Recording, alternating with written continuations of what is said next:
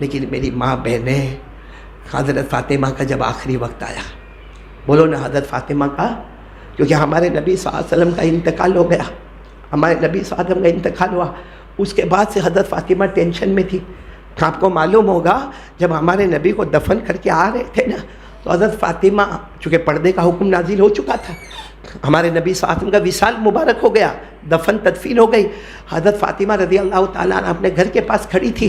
جب دفن کر کے سب آ رہے تھے تو حضرت فاطمہ نے کیا فرمایا، بلال کو دیکھا، بلال آ رہے، آہستہ سے آواز دی بلال کو، حضرت بلال آئے، گردن جھکا کر کھڑے ہو گئے، کہا بولو بیٹی فاطمہ کیا کام ہے؟ کہا کام مجھے تم سے نہیں ہے، میں یہ پوچھنا چاہتی ہوں تمہارے ہاتھ میں طاقت کہاں سے آئی کہ میرے ابا کی قبر پر مٹی ڈال کے آئے؟ تمہارے ہاتھ میں وہ طاقت کہاں سے آ گئی کہ آپ میرے ابا کی قبر پر مٹی ڈال کر آئے؟ اور حضرت فاطمہ نے ایک شعر پڑھا کہ آج جو مجھ پر مصیبت آئی ہے نا، اگر یہ مصیبت پوری دنیا والوں میں تقسیم کرو نا، پھر بھی مجھے جو غم ہے وہ میرا پلہ اس غم کا بھاری ہو جائے گا۔ تو یہ حضرت فاطمہ کتنی ہمارے نبی سے محبت کرنے والی، جن کو ہمارے نبی نے اپنا لخت جگر کہا، جن کے اور ہمارے نبی کو کتنی محبت تھی معلوم۔ ایک مرتبہ، یہ بات ہے تو میں بات بتا دوں، ایک مرتبہ اللہ کے رسول صلی اللہ علیہ وسلم کو رات کو بہت بھوک لگی، اللہ کے رسول بہت بھوکے ہوئے، اور بھوک کے مارے ہمارے نبی صلی اللہ علیہ وسلم باہر نکلے تو اس زمانے میں لائٹ تو نہیں تھی لیکن چلنے کی آواز ہے، ہمارے نبی سمجھ گئے کہ یہ چلنے کی آواز ابو بکر کی ہے۔ ہمارے نبی نے فرمایا ایسا لگتا ابو بکر تم آ رہے ہو؟ تو حضرت ابو بکر نے کہا ہاں میں ہوں، اور حضرت ابو بکر نے کہا میرے پیچھے عمر بھی آ رہے ہیں۔ کہا کیوں دونوں رات کو کیا کر رہے ہو؟ کہا اللہ کے رسول بہت بھوک لگی ہے۔ پھر دونوں نے کہا پیارے نبی آپ کیوں آئے؟ ہمارے نبی نے کہا جس چیز نے تم کو باہر نکالا اسی چیز نے مجھے بھی گھر سے باہر نکالا۔ مشورہ ہوا چلو حضرت ابو ایوب کے گھر پہ جائے۔ میں کہتا ہوں ہمارے حساب سے رات کے 2-2:30 بجے کا وقت ہوگا، کسی کے گھر پہ رات کو 2-2:30 بجے جانا بڑا مشکل ہوتا ہے، لیکن حضرت ابو ایوب انصاری کے گھر پر گئے۔ حضرت ابو ایوب انصاری نے کہا ارے میرے گھر میں صدیق، میرے گھر میں عمر، میرے گھر میں مصطفیٰ، بلکہ میں تو کہتا ہوں حضرت ابو ایوب کی قسمت جاگی ہوگی کہ صدیق کی طرف دیکھا مجھے جمال ہی جمال نظر آیا، ارے عمر آ گئے جلال ہی جلال نظر آیا، مصطفیٰ آ گئے کمال ہی کمال نظر آ گیا، کمال بھی گھر میں، جلال بھی گھر میں، جمال بھی گھر میں۔ حضرت ابو ایوب نے کہا میرے پاس گھر میں بکری ہے، میں ذبح کرتا ہوں اور تھوڑی دیر میں گوشت لاتا ہوں، لیکن مجھے لگتا ہے کہ آپ لوگوں کو بھوک بہت لگی ہے تو پہلے میں کھجور اور انگور لے کر آتا ہوں، وہ آپ کھانا شروع کریں۔ چنانچہ وہ لے کر آئے، اور اب جب وہ گوشت آ گیا، گوشت بھی آ گیا، روٹی کا ٹکڑا بھی آ گیا۔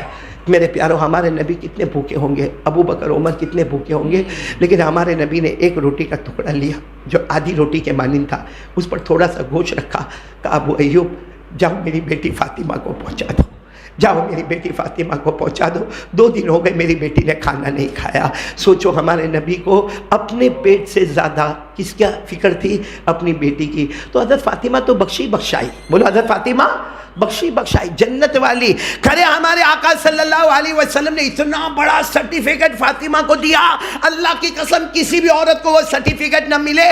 ہمارے نبی نے فرمایا سیدۃ نساء اہل الجنہ فاطمہ رضی اللہ تعالی عنہا۔ ہمارے نبی نے فرمایا جنت میں ساری عورتیں جائے گی مگر ساری عورتوں کی امیرن اور سردارن اگر کوئی بن کر جائے گی تو میری بیٹی فاطمہ بن کر جائے گی۔ لیکن جب حضرت فاطمہ کا آخری وقت آیا، فجر کی نماز پڑھ کے حضرت علی آئے، جلدی جلدی سننا، کون آئے؟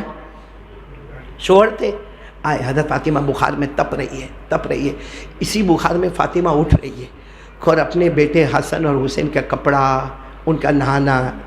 تو حضرت علی نے کہا کہ فاطمہ اتنا بخار ہے، یہ کیا نہلانا دھلانا کپڑا؟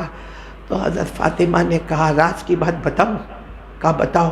کہا مجھے حسن حسین کو نہلا لینے دو، ان کے کپڑے دھو لینے دو، کھانا پکا لینے دو، کیونکہ یہ میری زندگی کا آخری دن ہے۔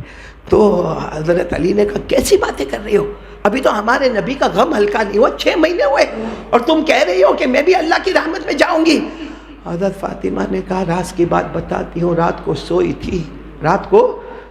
تھی، میں نے دیکھا میرے نبی میرے ابا پریشان ہے، کبھی ادھر جا رہے کبھی ادھر جا رہے کبھی ادھر جا رہے، کچھ ڈھونڈ رہے۔ میں نے میرے ابا کو پوچھا ای شیء تتفقد یا ابی، اے میرے ابا کیا ڈھونڈ رہے ہو؟ ابا نے مڑ کر کہا اور بیٹی فاطمہ تمہارا انتظار کر رہا ہوں۔ اور پھر حضرت فاطمہ نے کہا اپنے شوہر سے کہا علی آخری دن ہے، آخری دن ہے، روزہ رکھی ہوں، سحری تمہارے ساتھ کی ہوں، افطار میرے ابا کے ساتھ دسترخوان پر ہوگا انشاءاللہ۔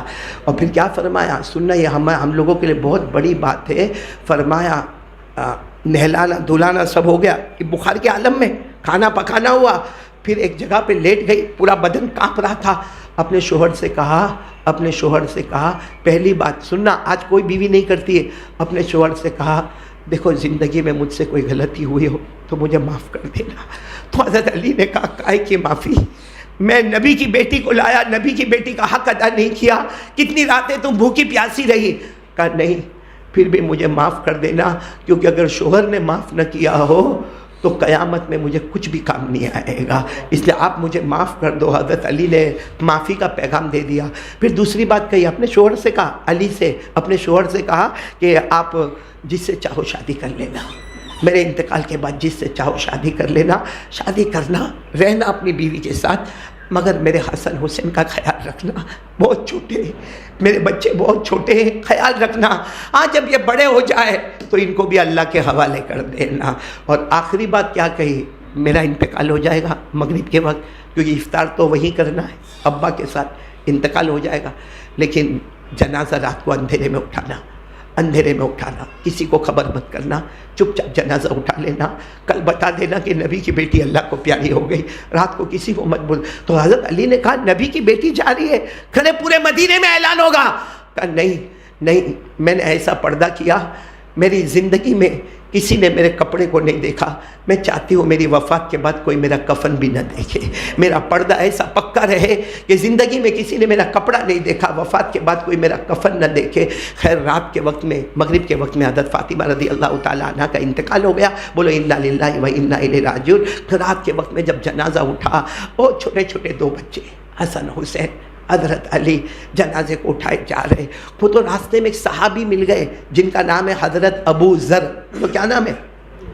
حضرت وہ مجذوب صحابی، ہاں وہ مل گئے، کہا کیا ہوا، کہا نبی کی بیٹی کا انتقال ہو گیا ہے۔ تو ایک کندھا انہوں نے اپنے ہاتھ میں لے لیا، پھر چلے اب جہاں حضرت فاطمہ کو دفن کرنا تھا قبر کھودی گئی، جب حضرت فاطمہ کو اندر رکھا تو حسن حسین نے رونا شروع کر دیا، بہت روئے، بہت چھوٹے بچے تھے، یعنی مٹی لوگ ڈال رہے، یہ دونوں بچے اپنے معصوم انگلیوں سے مٹی نکال رہے، لوگ ڈال رہے، یہ نکال رہے، اور ایک ہی بات ہے میری امی نہیں جائے گی۔